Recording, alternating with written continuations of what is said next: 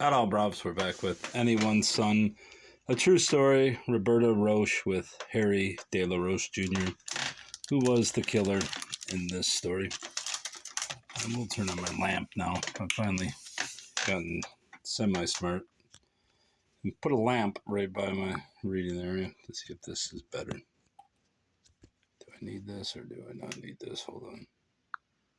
Yeah, I think it gives more light. Section 5, Chapter 2. I think it's Chapter 3, actually.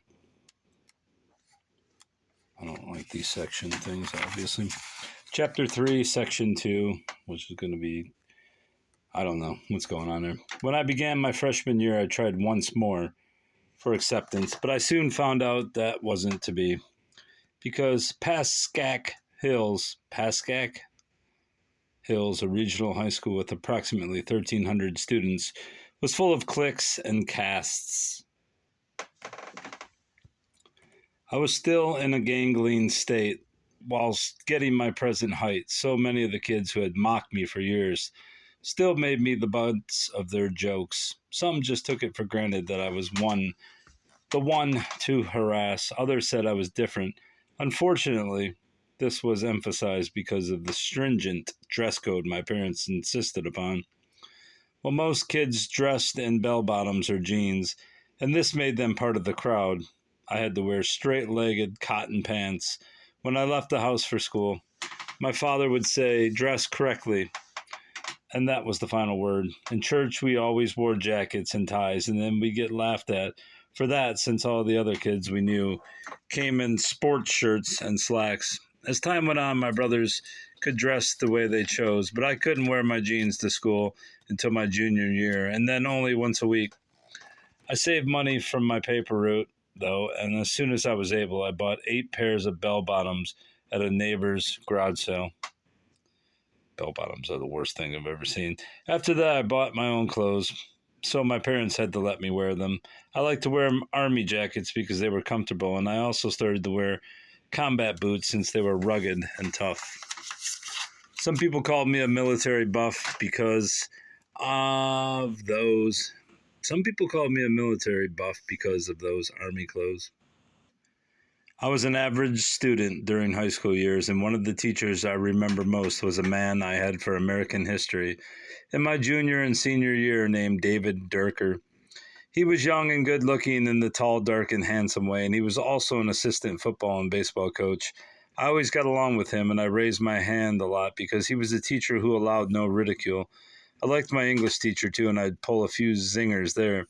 Her name was Nancy Harmon, and she was attractive and young. Because I fooled around in her class, she gave me the nickname OB, though I never knew what OB meant, unless it was short for obnoxious. But she was a very good teacher and always said this in fun. The only sport I tried was track as a freshman and sophomore, but I continued with baseball on a Montvale athletic league team in order to please my father. I stuck with this 3 years in a row, but in my senior year I wanted to give up baseball and go out for the soccer team. My father said join baseball, but in one of the few times in my life I went against my father, I joined soccer instead.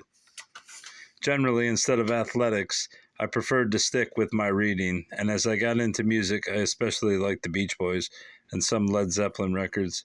My favorite group was one called Cream that originally came from England.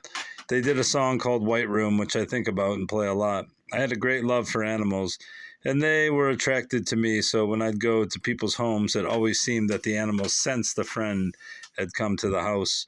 Because of this love of animals, I got the reputation of never hurting anyone or harming anything. One family I knew owned several raccoons, and I would go over to feed them.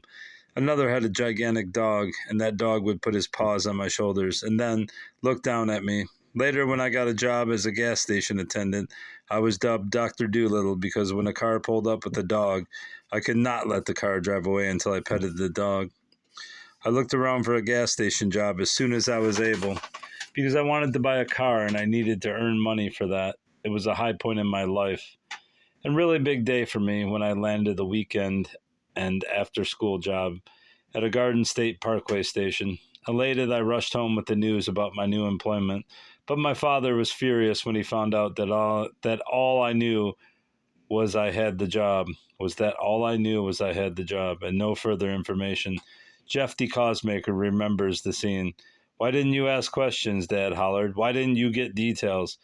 What about insurance and raises? Didn't you ask anything? There's a right way to get a job, he announced, if you want to get anywhere.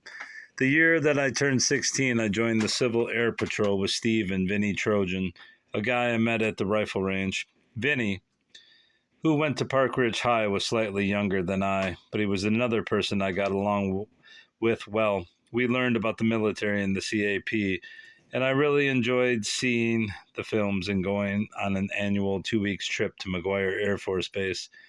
We lived by rules at our house during my high school years, and one of the things my father did was have what we called his spring cleanings.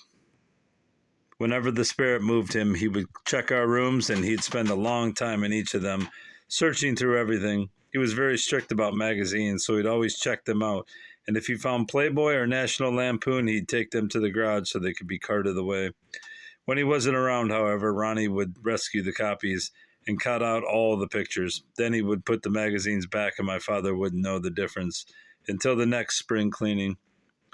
One of the rules I hated most was having to get in early when my friends could stay out later. In my freshman year at Pascack Hills, I had to be in at 8. Yet when Ronnie was a freshman, he could stay out till 11.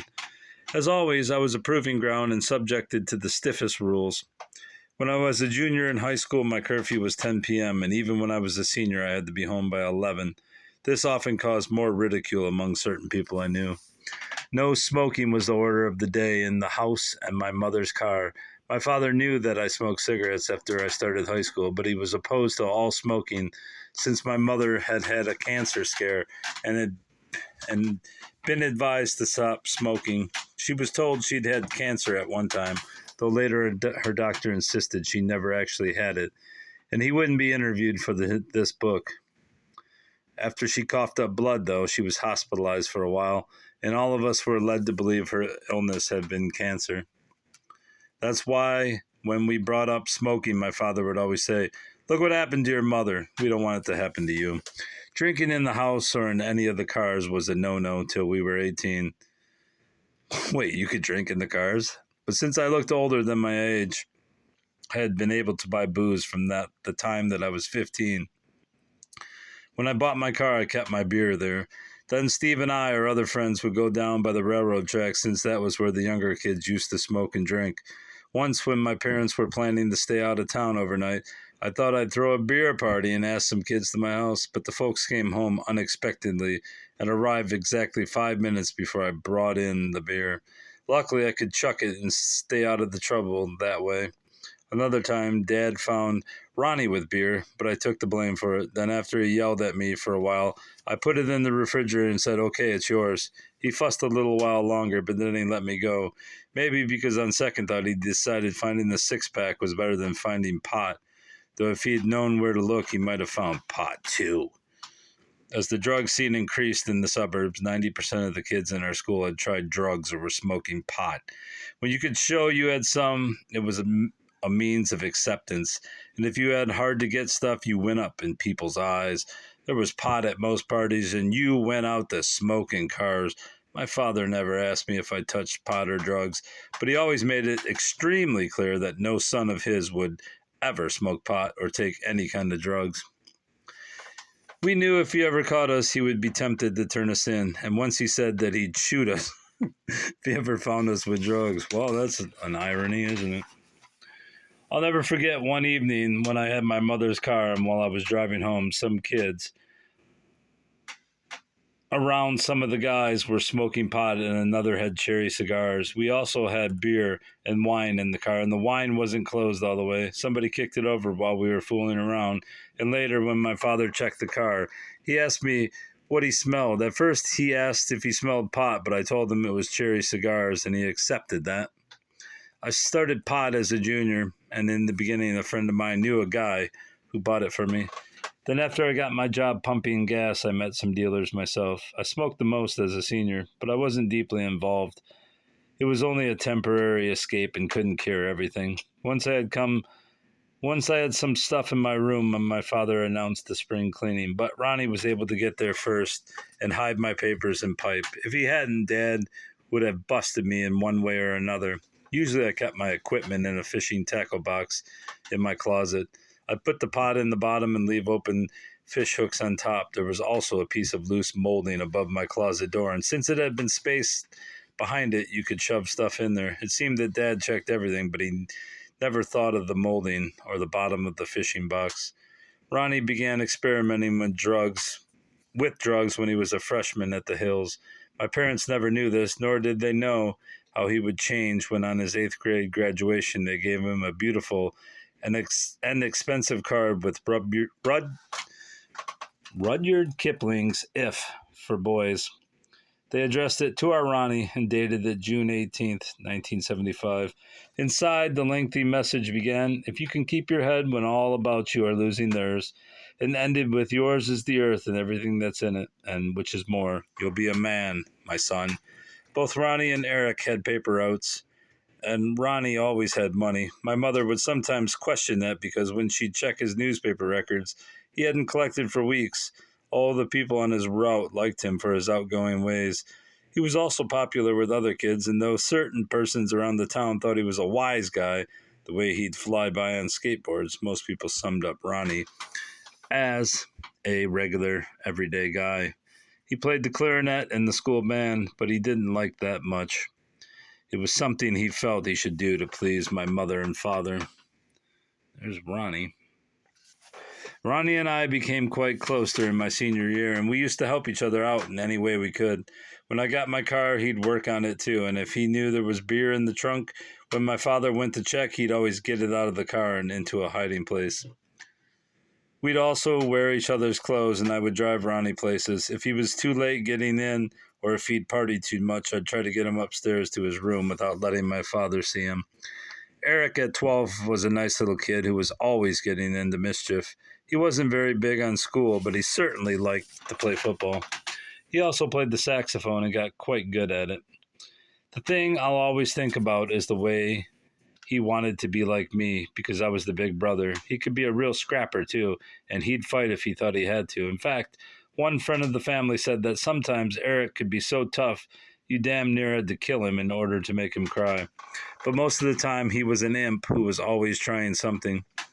I remember the way both Eric and Ronnie would rush to the back of the church so they could be first on Sundays to shake Pastor Nielsen's hand. Then just before he got to the narthex, they'd rub their feet on the carpet so they could give him an electrical shock when he reached out his hand.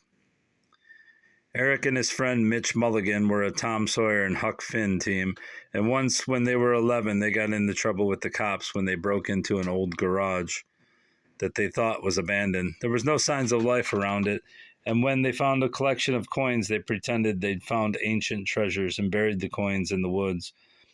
Eric wouldn't tell my mother, but Mitch told his mother about it, and since Mrs. Mulligan happened to know that somebody lived in that house, she explained to the boys that they had been stealing and had to return the coins.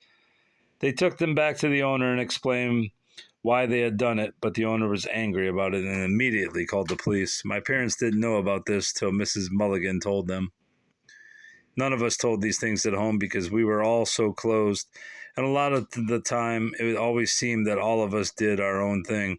I couldn't really talk to my father, and even though I realized he had our well-being at heart, our conversation through the years would usually follow this pattern. "Dad, is it all right if I do this?" "No, I don't want you to do it." "But why?" "Because." "But because why?"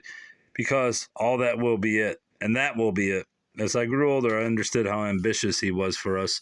And so when he said I had to do something, I usually complied. Sometimes my mother would tell him that he was being too tough. And once or twice, I heard him say he'd drive us away someday. Occasionally, heard her say he'd drive us away someday.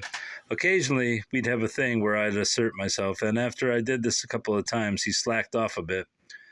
I particularly remember one evening when I asked for the car. "Absolutely no," Dad told me, not looking up from his paper. "The weather is bad and it's raining. You're not going anywhere." At that point, I showed my stubborn streak and answered with, "Everyone is going, and I'm going too." "Oh, no, you're not," he retorted as he put his paper down. Oh, yes, I am, I answered, and I went out the door. I walked to where I wanted to go, and when I returned in 2 hours, he didn't say anything. Ronnie and Eric stayed scared of Dad, but I wasn't as afraid after that. And eventually, as I grew taller, he couldn't pick me up by my hair. In fact, the last time he hit me, the most he could do was grab my shirt and pull till the buttons ripped off.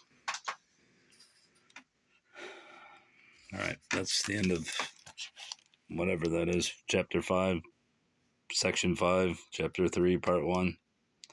All right, goodbye, bruv. Maybe I should put my bookmark in there. Look at that one-handed. That's a pro. All right, goodbye, bruv. Goodbye.